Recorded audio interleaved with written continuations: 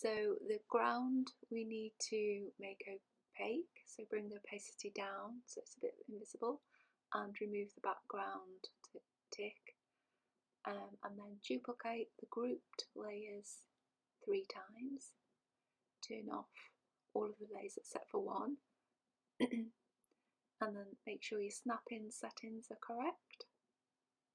Make sure the setting is on uniform, and then just slide the whole square to the left and wait for it to snap and see the orange guidelines.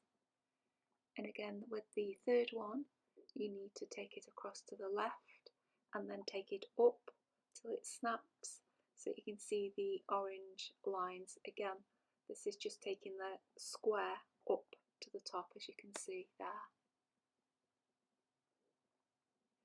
And then on the final one, again you take the whole group across to the left and then down until you feel it snap, and when you can see the orange lines, again these need to be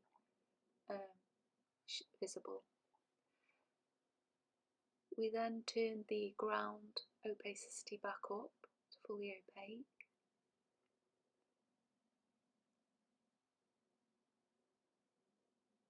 And we've checked that there's no black lines of the underneath background layer. If there is, you need to go back and retrace your steps.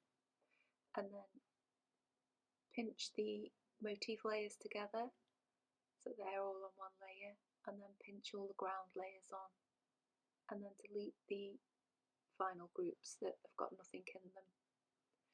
And then we then want to test the pattern. So we need to duplicate this 5 times. So if you then go into that group and pinch them together and then duplicate it, so you've got 5 copies in that group.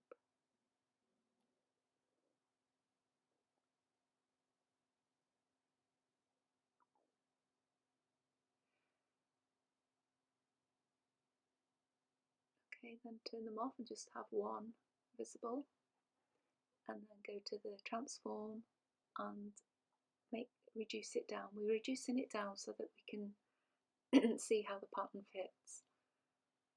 So you take 2 to the left, and then you take 1 to the bottom right, and then move it up to centre till it snaps 2 in the centre. You'll feel it snap.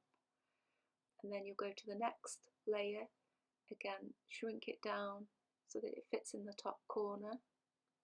Make sure that your orange line's visible, and then take it up till you feel it snap. So the snap-in guides are helping you to locate the correct position of your pattern piece here. And then bring it down. And then you can see there that you've got a half drop pattern tile. At this point you can see if there's any gaps you want to change, or you might quite like that zigzaggy line.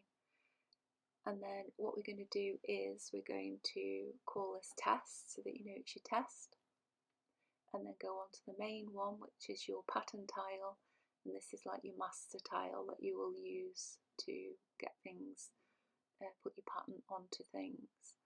So as you can see here, the whole pattern is sort of in like, it sort of triangulates. If you see each of the motifs, they're sort of seen in a triangulation, whereas when it's a block print it's more square, sort of more squared pattern, but here you can see that it's a half drop.